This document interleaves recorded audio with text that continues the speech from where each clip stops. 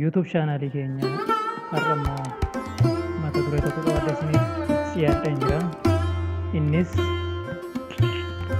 afaan Oromoo haala kamiin qubeewwan afaan Oromoo dubbisuu fi barreessuun danda'ama akka jedhu afoola Oromoo keessa yookaan afaan Oromoo gara fuulduraatti oofuuf maal gochuu qabna? Haala kamiin dubbisuu dandeenya, barreessuu dandeenya, qubeessuun danda'ama akka jedhu wal waliin ilaallaa jechuudha. Qubeewwan afaan Oromoo akka jedhu isaanis afaan irraa eegalla. Afaan meeshaa dhalli namaa ittiin walii galudha. Afaan jechuun meeshaa dhalli namaa dubbatee yookiin mallattoo agarsiisee ittiin walii galudha.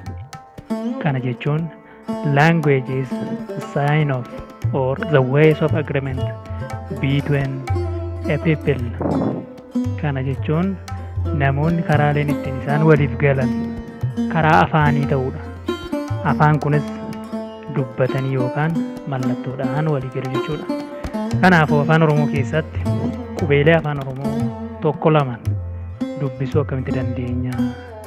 Afaan Oromoos yookaan barreeffamni afaan Oromoo seera akkamii qaba? Kana jechuun seerluuga afaan Oromoos wal waliin ilaallaa jechuudha. Step by stepidhaan jalqaba irratti seera qubee afaan Oromoo keessaa qubeedhaan eegallaa jechuudha. Qubee afaan Oromoo jedhama. Qubee jechuun barumsa afaan Oromoo keessatti mallattoo adda addaa yookaan sagalee barreessinu kan bakkee tokko dhaabbatu jechuudha. Sagalee tokko barreessinee kan bakka tokko dhaabbatu sun qubee jedhamuun beekama jechuudha. In English qubee jechuun letters jedhama. Letters jedhamee beekama. Kanaafuu qubee jechuun barumsa afaan Oromoo keessatti mallattoo adda addaa yookaan sagalee barreessinu kan bakkee tokko dhaabbachuu danda'udha jechuudha. Of danda'a jechuudha. Inni lammataan jecha in English word isa jennu sana. Word jechuun immoo namni tokko yeroo dubbatu yookiin haasa'u yookiin barreessu namni biraa dhaga'ee yookaan dubbisee waan barreeffame san dubbisee yookaan waan dubbatame san dhaga'ee yaada tokko kan ittiin qalbeeffachuu danda'udha jechuudha. Waan namni tokko barreesse yookaan namni tokko dubbate qalbeeffatee namni biraa kan ittiin ergaa isaa hubatu sun jechoota jedhamuun beekamu. Afaan Oromoo keessatti gurmiileen qubeeleen gurmaa'uun sagalee kennuu jedha. Sagaleeleen kun immoo walitti gurmaa'uun yookaan ida'aminsi sagalee kun immoo jechoota uumaa jechuudha. Ida'aminsi jechootaa yookaan gurmaa'insi jechootaa kun immoo himoota uumuun ergaa guutuu dabarsuu danda'a jechuudha. Kanaafuu gurmaa'inni qubee kaasee haga himaatti jiru qubee irraa eegalee sagaleedha jechaa himoota ta'a jechuudha. Afaan Oromoo qubeewwan laatinii yookaan qubeeleen afaan Oromoo keessatti barreeffaman kun kan akka nama jaallatamaaf kabajamaa qubee bocaan Hayilee Fidaafaa Dr. Mahammad Rashiid fa'iin kan bocame kun qubee laatiniiti.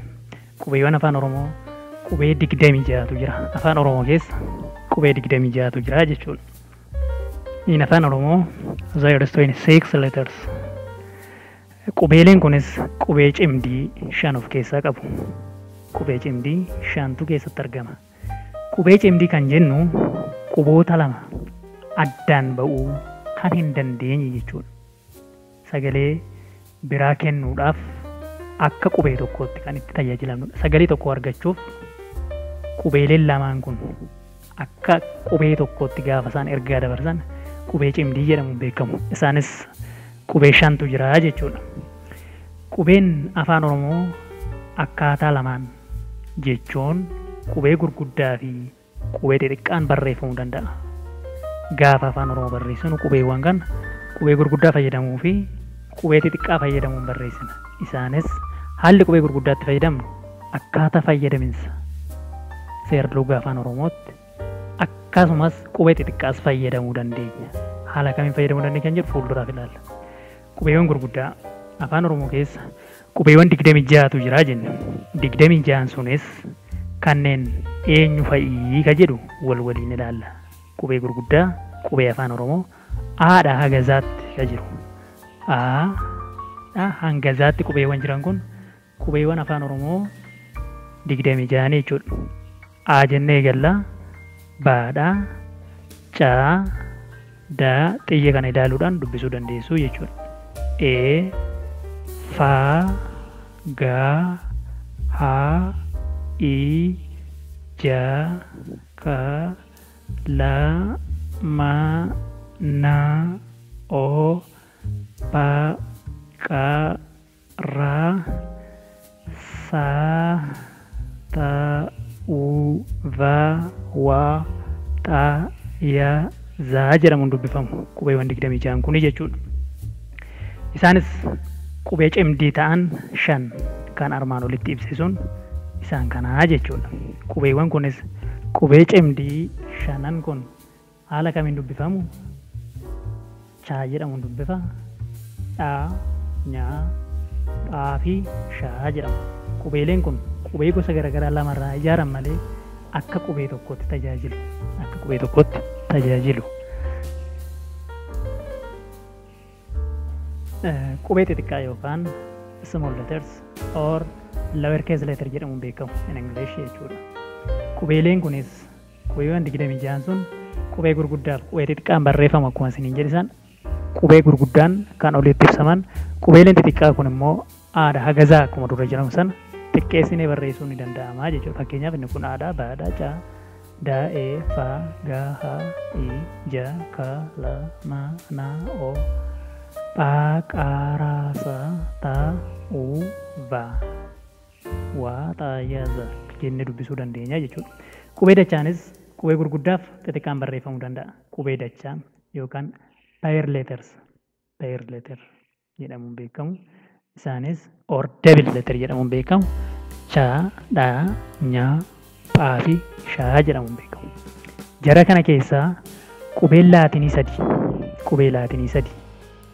qubee 26 keessaa jechuun Phaa, Vaa, Zaan sagalee afaan Oromoo isa qulqulluu keessatti hin mul'atanii jechuudha. Jechoota afaan Oromoo gaafa barreessan qulqulluu warreen ta'an qubeelee kana keessatti hin argannu. Isaanis qubee ergifamanii dhufan waan ta'aniif jechuudha. Inni lammaffaan 1-2 seera barreessaa sagalee afaan Oromoodha. Afaan Oromoo sirna barreeffama mataa isaa danda'e qaba. Gaafa barreeffamu yookaan qubeeffamu haalli ittiin inni barreeffamu seera mataa isaa danda'e qaba. Isaanis fuulduraa fi ammatti waliin ilaaluu dandeenya jechuudha. Akkuma armaan olitti ilaaluu dandeenyu qubeen afaan Oromoo bakka 3tti hirree ilaaluu dandeenyaadha. Qubeelee 26 jiran sana itti dabalee qubee dachaa baleen bakkee 3tti qooduun ilaaluu ni dandeenya jedha. Isaanis qubee dubbachiiftuu 26 sana keessa dubbachiiftuu or in English vowels warra jennu sun dubbachiiftuu jechuun qubee dubbifamaa sun sagalee akka ta'uuf ofii dura buutee dubbifti jechuudha. Dura isaa buutee dubbifti jechuudha. Fakkeenyaaf maa yoo jennu qubee maa ka dubbise iddoo kanatti dubbachiiftuun aa ta'uu isaati.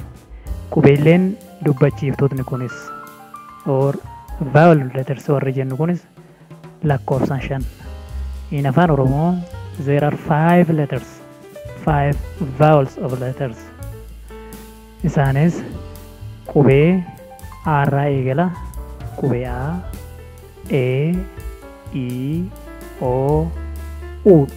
Qubeewwan kun qubee gurguddaan gaafa barreeffaman qubee dubbachiiftota gurguddaa yookaan dubbachiiftuun afaan Oromoo qubee afaan Oromoo keessa 5 ta'uu isaa agarsiisa jechuudha. Qubeelee kanas xixiqqeessinee barreessuu ni dandeenya. Gaafa xixiqqaan barreeffamu immoo A, E, I, O, U qubee xixiqqaan barreeffamee jechuudha. Inni lammaffaan qubee dubbifamtuu consonant warra jedhaman Ingiliffaan consonant jedhamuun beekamu. Inni kun immoo ni dubbisa otoo hin taane ni dubbifama. Qubeen dubbachiiftuun gaafa dubbifamaa dura buute qubichi akka dubbifamu godha. Kanaafuu qubeen kun qubee kophaasaa odoo hin taane dubbifamaadha ofiisaatiif. Qubeeleen afaan Oromoo 26 keessaa qubee 5 dubbachiiftuun gaafa ba'an dubbifamaadha warra hafee jechuudha. Dubbifamaadha. Qubee dubbifamtuun quboota dubbachiiftuu hin taane hundumadha. Qubee afaan Oromoo jiran keessaa dubbachiiftuun erga ba'ee qubeeleen hafan qubee dubbifamuudha jedhamanii beekamu.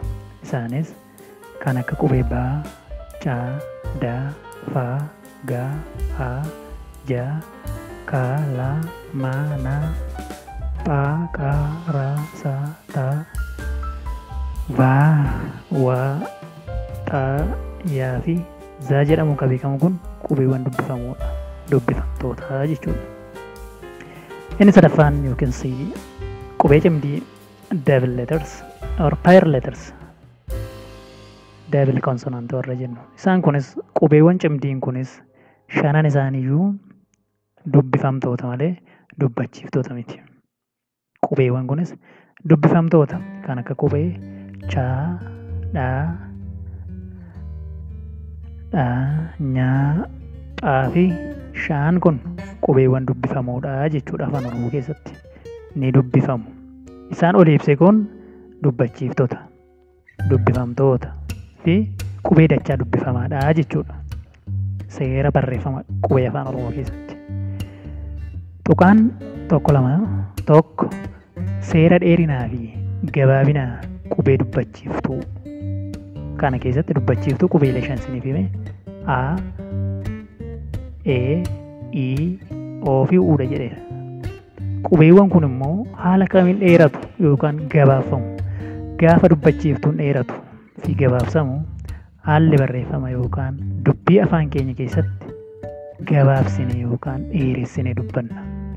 Afaan Oromoo keessatti sagaloota dheeressuu sagalee dheeressita. Gaafa qubeen ida'ame qubeetiin sagalee tuuma jennee turre. Kanaaf sagalee dheeressuudhaaf qubeen dheerachuu qabu jechuudha. Fi gabaabsuuf qubeen gabaabbachuu qabu. Dubbachiiftuutti fayyadamna. Kanas dheeressuuf gabaabsuu keessatti wantoonni gahee taphatan kan qubeeleen gahee taphatan qubee dubbachiiftuudha jechuudha. Dubbachiiftuun dheeratee yookiin yoo gabaabbate barreeffama sana keessatti yookaan sagaleen sun ni gabaabbata yookiin ni dheerata. Gahee dubbachiiftuutii jechuudha. Yeroo qubee dubbachiiftuun tokko lama taatee walitti aantee katabamtu as keessatti wadha. Qubeen dubbachiiftuun lama walitti aanteetti katabamtu jechuudha. Dubbachiiftuun suni dheertuu taati. Afaanuma keenya keessatti fakkeenyaaf laafaa yoo jenne aan bakkee lachuutu dheeratee walitti aanee dheeratee barreeffame. Ijaa sana ta'eef dheeressuuf gabaabsuu jechuudha. Yoo dubbachiiftuun sun tokko taate garuu sagalee sana keessatti dubbachiiftuun sun gabaabbattee dubbifamtii jechuudha. Dheeressuuf gabaabsuuf gahee guddaa akka taphatu dubbachiiftuudha jechuudha. Dubbachiiftuu lama walitti aantee yoo katabamte ni dheerata. Kophaa ishii yoo katabamte garuu ni gabaabbataa jechuudha. Fakkeenyaaf jechoota qubee dheeraan barreeffaman gaarii ka jedhu as keessatti dubbachiiftoonni aan lama walitti aanan kun dheeressaniiru jechuudha. Iin lama asitti waanan dheeressaniiru jechuudha. Laafaa aan lamaanuu faa fuuldurattis laa fuulduratti dheeratanii waan barreeffaman laafaa as keessatti laafaa. Sagaleen lama sagaleen laa fi faan walitti dhufuun jecha tokko jecha laafaa jedhu uuman. Kana keessattis sagaleeleen lama walitti dhufuudhaan sagaleeleen lama gaafii riin gaarii jecha jedhu arganne jechuudha. Jechi gurmaa'insa sagaleetii jedhee waan dura ibsedha. Fuulduraaf immoo baala ka jedhu kana ilaala. Baal dheeraadha. Laa fuulduratti immoo aa takkittiidha. Kun gabaabbatee jira jechuudha. Baala jennee dubbifna. Sagalee lamatu uume. Asittis gaadii ka jedhu kan immoo dheerateera. Gaa fuulduratti aan dheeraadha. Daa fuulduratti iitu dheerata. gaa, dii. Ilaalla. Gaa fi dii. Sagaleen lamaan walitti jecha uuman jechuudha. Gaara, gaara.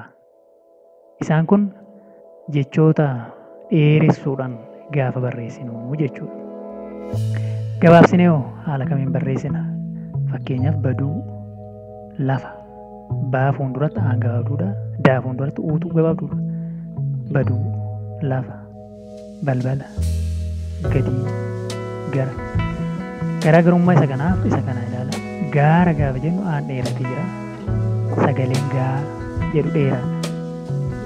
Iddoo kanatti sagaleen gaa jedhu isa lammaffaa irratti gabaabaadha. Gaara, gara jennee dubbifnu malee gaara hin jedhu. Gaara ka jedhu isa oliiti. Ka gadii kun gaara. Aa takkittiidha gara.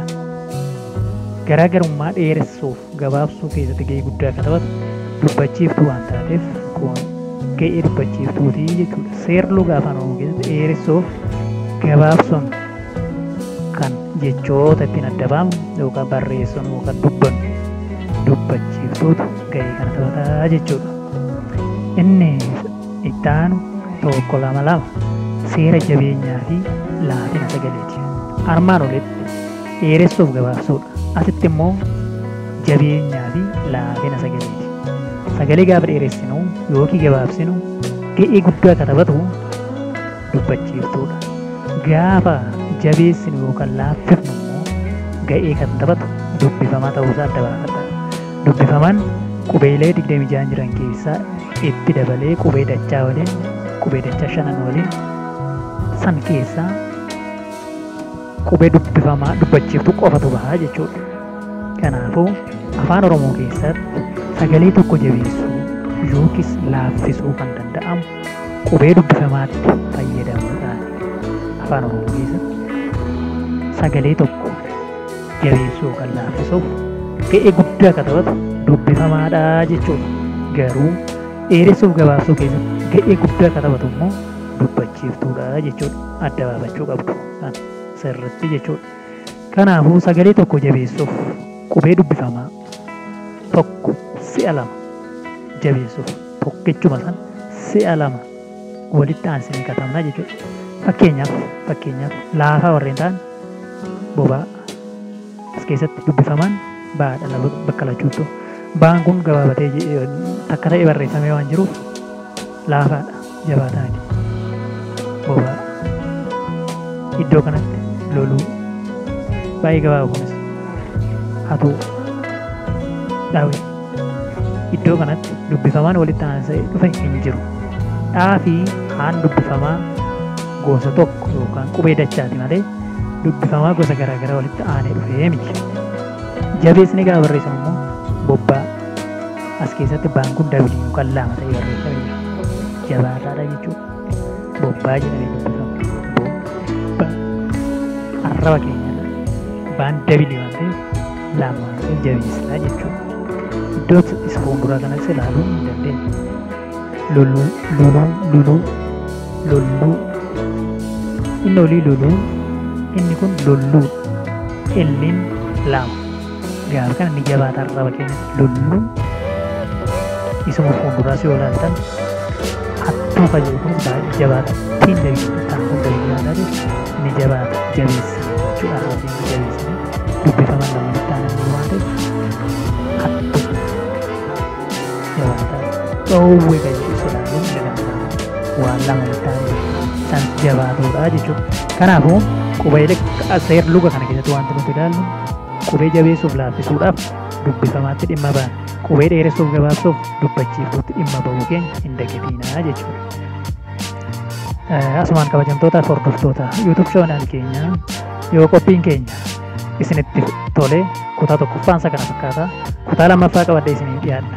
Isinitti yoo tole like, subscribe and share gochuu hin dagatinaa. Wantoota sirreeffamuu qaban comment naaf gochuu dammu hin irraanfatiin fuulduraaf waliin. Kutaa lammaffaa keessatti immoo seer-luga afaan oromoo kabiraa ilaallaa jechuudha. Kun kutaa tokkoffaasaati. Lafa naganaa tola yaadaaf koomentii jiru naaf katabuu hin dagatinaa isin jedha. Bye.